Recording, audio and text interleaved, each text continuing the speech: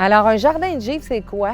C'est travailler avec les éléments l'hiver et c'est apprendre à apprécier les 4 saisons, dont l'hiver, même quand il fait moins 30, de voir le beau dans le moins 30 au lieu de dire « fait froid ».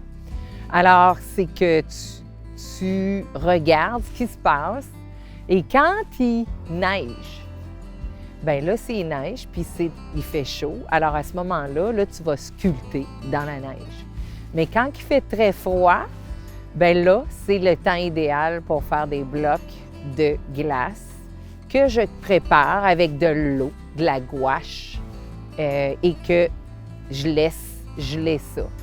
Puis j'ai réalisé que ce qui est de fun quand il fait moins 30 et moins 40, c'est que ça va geler vraiment et tu peux vraiment geler des formes, des grosses formes. Fait que ça, c'est ça qui est le fun. Et ça va coller plus facilement quand tu vas arriver et faire des créations où tu veux coller des blocs de glace ensemble, ça va coller facilement. Et pour moi, le jardin de givre, c'est également mon oasis de paix. C'est mon petit jardin sacré. C'est devenu comme ça.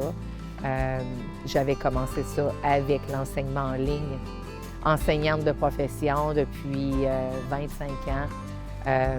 Je me retrouve en ligne l'année dernière avec les enfants et je réalise comment la technologie, ça peut, nous donner des défis de décrocher. Puis même pour les enfants en jeune âge, c'était des premières, deuxième années.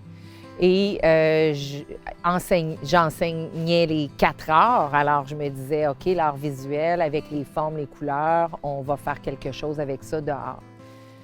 Et les enfants ont adoré, et moi aussi, c'est devenu une motivation pour eux d'aller dehors dans les journées d'hiver. Puis moi, j'aime beaucoup réutiliser les choses qui ne sont pas bonnes pour plusieurs personnes et deviennent un défi pour moi pour rendre ça une deuxième vie.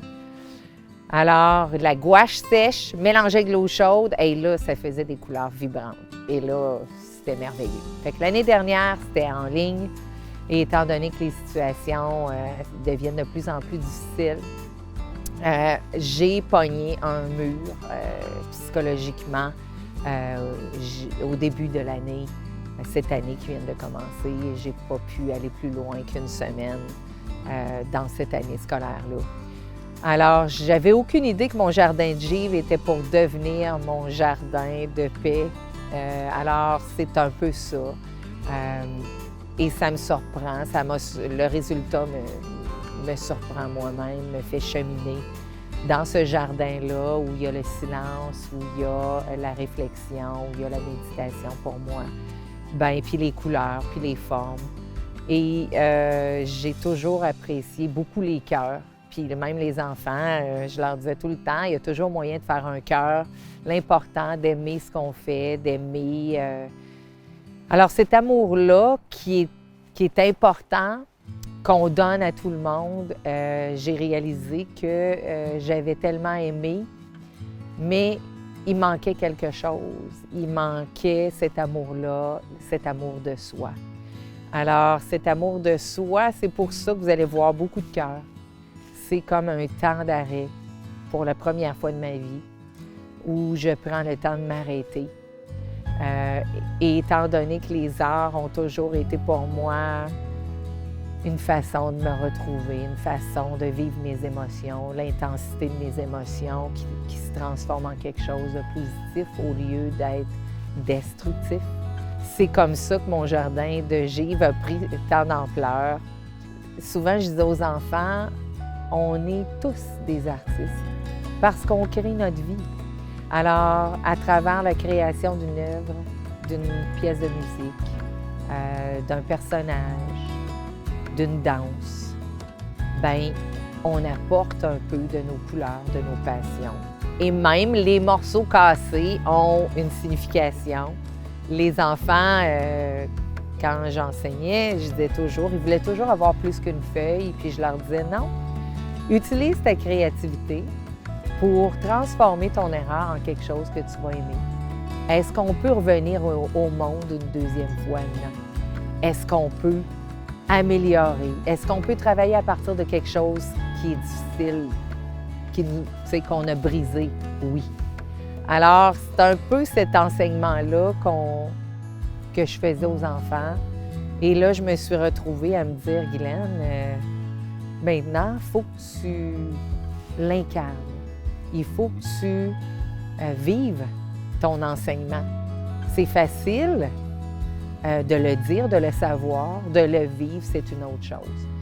Alors, dans ma création, c'est un peu ça qui se passe aussi. C'est, malgré que je suis dans un état, ça m'amène dans le moment présent.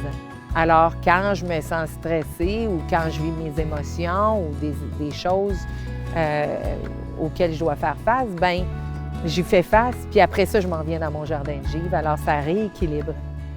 Alors, je pense que c'est ça.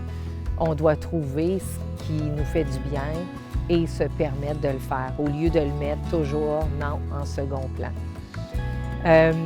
Et les morceaux cassés se transforment en cœur brisé. Oui, c'est sûr, cœur brisé, oui. Mais qui n'a pas eu le cœur brisé? Tout le monde a un cœur brisé. Ça fait partie de notre cheminement de recoller les morceaux, de faire la paix dans ce cœur brisé